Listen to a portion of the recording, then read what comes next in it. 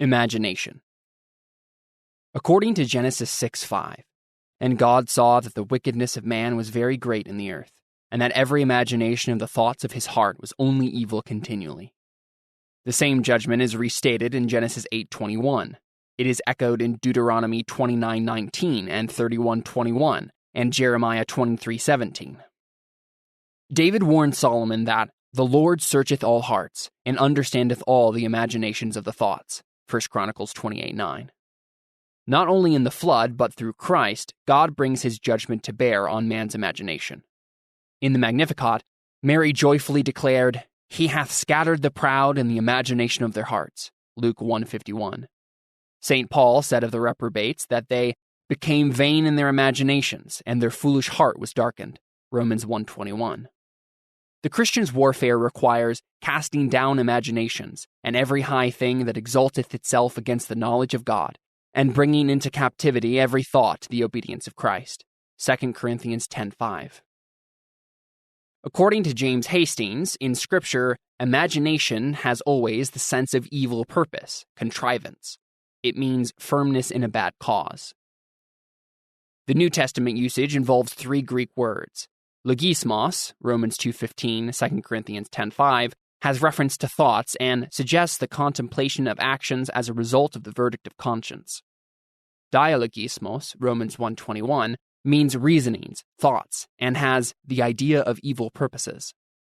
Dianoia, Luke 1:51, is strictly a thinking over, denotes the faculty of thinking, then of knowing, hence the understanding, and in general the mind, and so the faculty of moral reflection. It refers to thoughts and ideas. Imagination thus refers to man's thoughts and ideas which, in defiance to God, purpose and contrive to establish an order apart from God.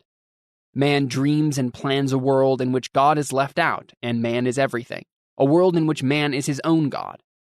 This imagination may be convinced of its own nobility as the framers of Babel were, but it is no less evil, because it seeks to bring a world without God into being. Hugh Hefner of Playboy magazine reeks of his humanistic nobility as he imagines his brave new world. Young people today are different than they used to be, but it is in ways that are related to what we are all about, he goes on. Their moral values and lifestyles give them the option of staying single longer and using those years for fun and experience, which is what we've been advocating for years. They are the same in that they still want the good life, and anyone who says differently is wrong. What do they think? That they want the bad life? Listen, he says excitedly, with the air of one who is discovering the truth of his own words. The solution to the world's problems is to get material things to more people, to give everybody the good life. And the thing that's stopping this is nationalistic superstitions and hang-ups. What we really need is a workable world government. It's not far-fetched. I devoted a whole segment of the philosophy, the 25-part tract that he wrote for Playboy in the mid-1960s, holding mainly that people ought to be able to enjoy the fruits of their labor without guilt, to that. And it got a terrific response. I think I got more comment on that than anything else I wrote. In fact, I think another article on the subject is overdue. It will be in the hopper tomorrow. And with that, a Playboy vice president who is listening in puts down his fork and applauds. From Babel through Playboy and beyond, the imagination of fallen man reeks of self-righteousness and sees itself as the epitome of nobility. Man in his imagination plans evil and sees himself as a world liberator in the process and as the hope of humanity. Imagination is thus the dream of reason, of unregenerate autonomous reason as it contrives and plans to bring into being its godless world. Imagination takes the normal, God-given experiences of life and attempts to read a new meaning into them. Thus, Lowen sees the sexual orgasm as a religious experience. Any response that actively involves the total organism is perceived as a moving experience. In this feeling of being moved, we sense ourselves as part of the universal. Precisely because religious communion can move us, in the emotional sense, we experience it as a valid expression of our link with the universe or God. Sexual orgasm is a deeper, more biological experience of man's unity with nature and the universe. The following statement is one woman's experience of this phenomenon. Her description is concise and informative. Once I had an experience during intercourse which was so different from anything else that I don't think I will ever be satisfied until I experience it again. During this experience, without any effort or trying on my part, my body was moved from within, so to speak, and everything was right. There was a rhythmic movement and a feeling of ecstasy at being part of something much greater than myself, and finally of reward, of real satisfaction and peace. Glow and illumination are other aspects of this phenomenon that bear some resemblance to cosmic events. The full orgasm is generally accompanied by a feeling of glow that is a higher, perhaps hotter, state of the phenomenon of sexual heat. If the intensity and extent of the orgasm reach a high peak, the glow may extend over the whole body and be experienced as a feeling of illumination. The external manifestation of this feeling of illumination is seen as a radiance that is the natural expression of a person in love. Glow and illumination are properties of heavenly bodies. The person in love feels that he is in heaven. In love, the individual transcends the experience of finite existence.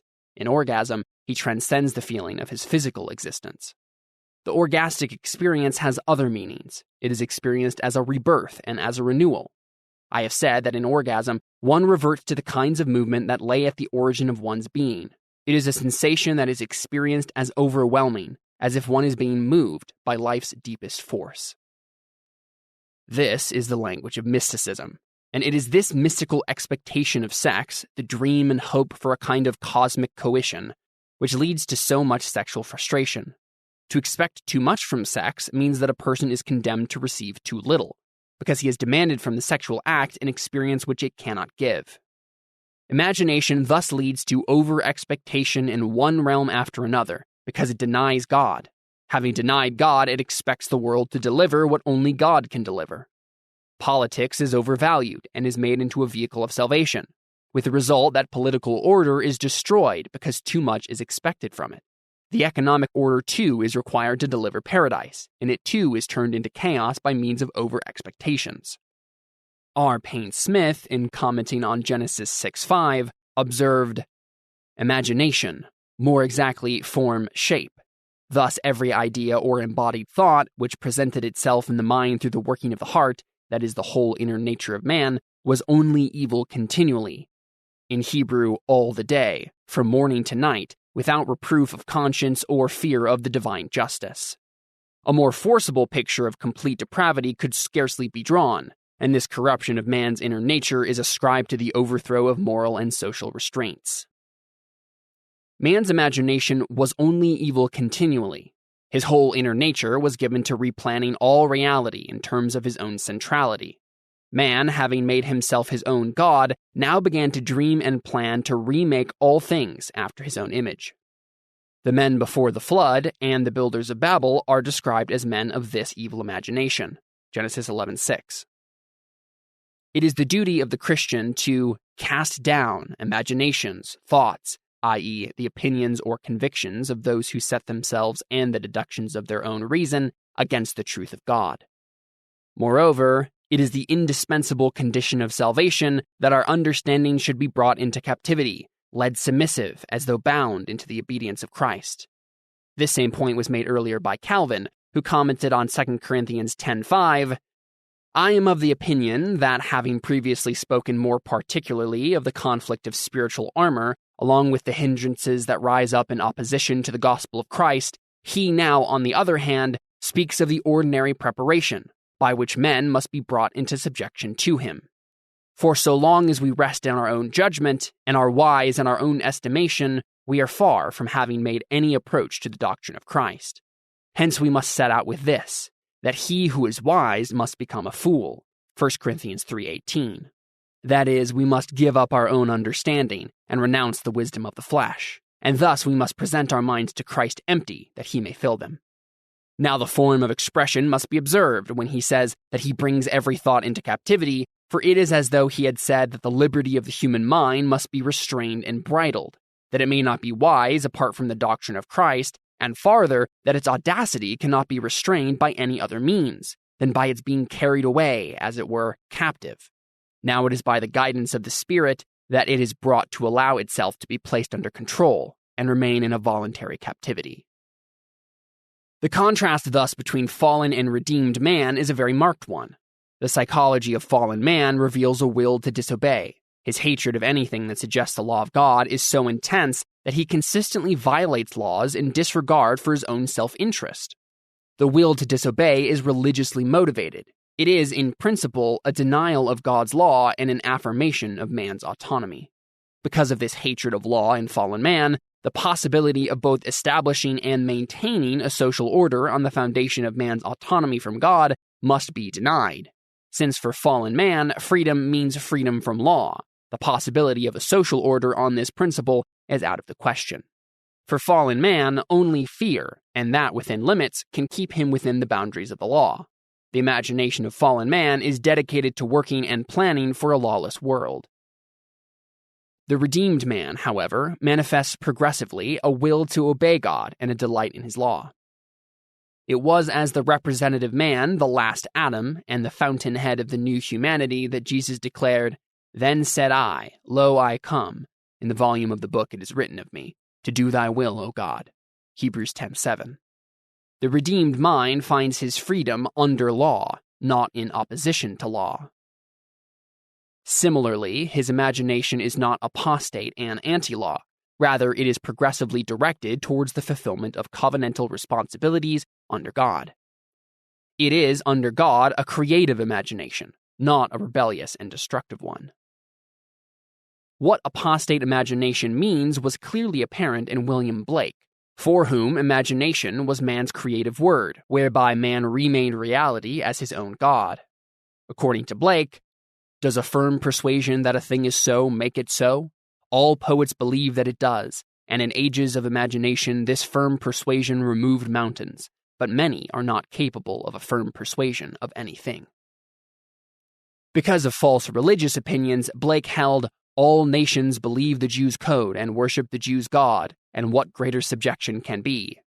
For Blake, biblical religion had paralyzed the imagination of man, and men could not longer see that everything that lives is holy.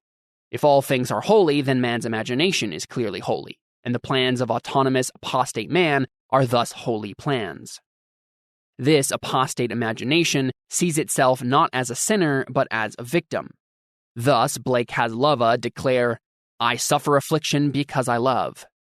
This reflects the sin of Cain, who felt himself wronged and complained that his punishment was too great to bear.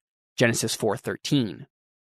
Self-pity marks the sinner. He is in his own eyes always the victim, with God the ultimate aggressor. The fearful destiny of the apostate man is that he is in reality irrelevant to God, and ultimately in hell shall be irrelevant to other men and the universe. To step aside from God's sovereign purpose is to move into irrelevancy, out of dominion and into irrelevancy. This is the destiny of apostate man. In his imagination, the fallen man sees himself as God and creator. In his every dream, he plays God over reality. Magic and witchcraft are products of this fallen imagination. The magic words of witches are, as my will, so mote it be. This magic formula, usually shortened to so mote it be, mote meaning may, might, is from the Anglo-Saxon motan, mot, be obliged, is a part of Masonic ritual, which is very closely linked to witchcraft. According to a witch's handbook, as a witch, you do not necessarily have to worship any complete and permanent hierarchy of spiritual beings if you don't want to. There simply exists powers to be tapped, to do good or to do evil, both of which are remarkably relative concepts. This statement is especially revealing. First, this witch or human god is independent of or above all natural and supernatural beings and is free to use them. Reality exists to be used. Second, good and evil are termed remarkably relative concepts. The imagination revealed by this statement thus is far-reaching in its presumption. All things exist for the individual, are there to be exploited by him, and there is no meaning except a relative and personal one. In hell, such people are left forever to the impotence of their imagination, and nothing else.